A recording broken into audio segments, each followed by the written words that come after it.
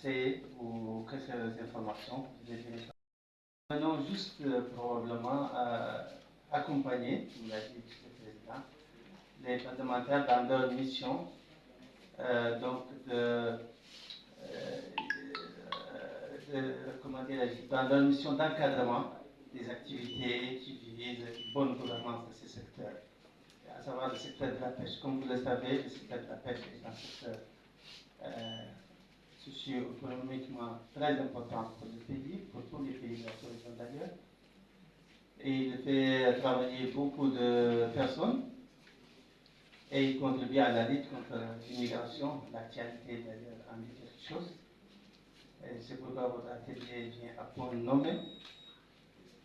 Mais il apporte aussi des devises et contribue à la sécurité alimentaire dans le contexte où nous vivons des changements globaux et des perturbations à la fois sur le plan sanitaire, mais sur le plan aussi commercial avec toutes ces crises mondiales, avec l'économie, mais aussi avec le Covid.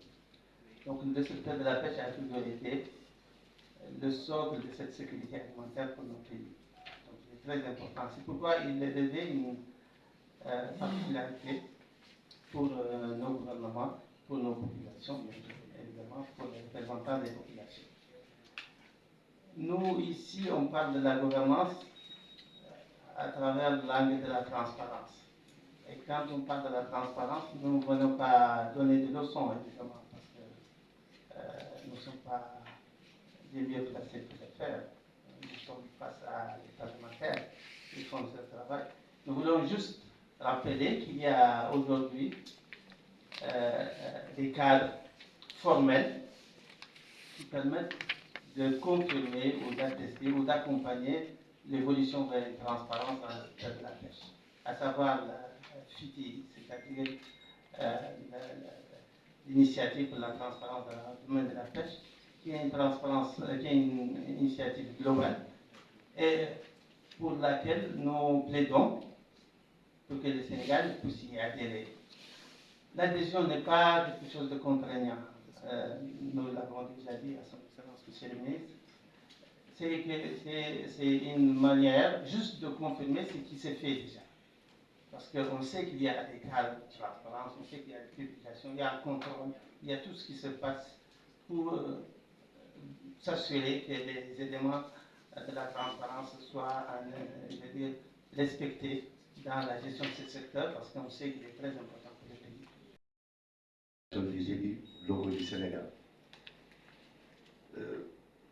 Je voudrais d'abord vous remercier, docteur, d'avoir, avec le président Ibrahim Babsara, initié vraiment cet atelier, qui est un atelier extrêmement important pour l'initiative transparence des pêches.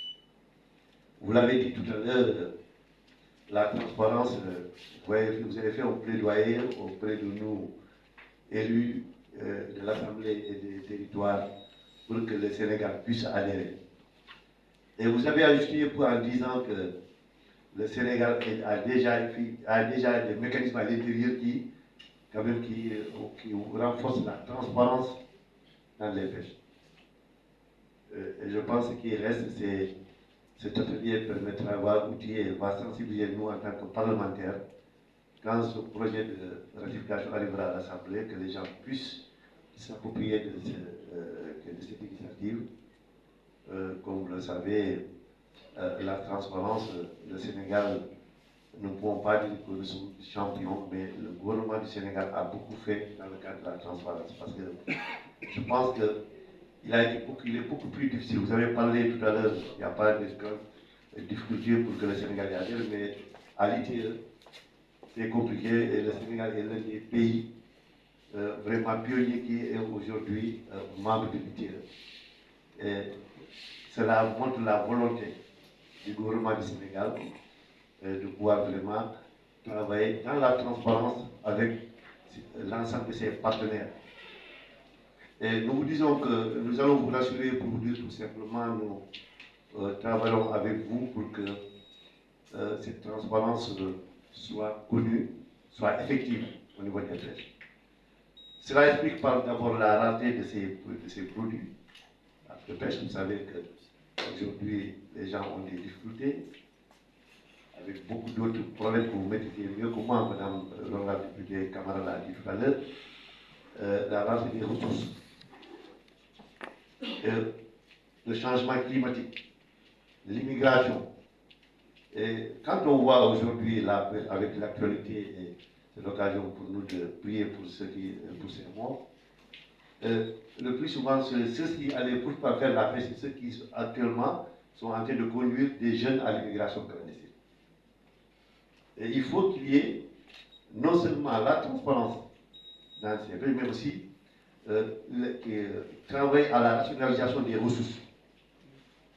Et cela est extrêmement important. Et je pense que, comme vous l'avez dit, lutter contre l'immigration clandestine, nous devons commencer par vraiment amener ces gens-là à vivre de leur travail.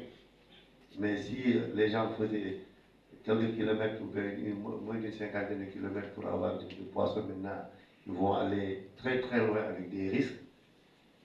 Ces difficultés-là qui amènent ces jeunes à être vraiment des convoyeurs d'immigrés.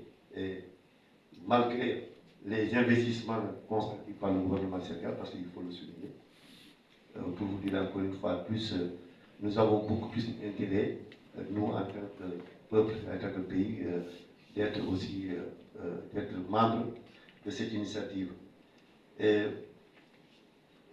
comme vous le savez, nous, les parlementaires qui sont là, je pense qu'il y a les gens de la commission, qui est compétente, qui va essayer elles sont là, qui vont essayer quand même, après ce séminaire, pour pouvoir vraiment, lors de la commission technique, pouvoir vraiment défendre cette initiative qui est une initiative extrêmement importante.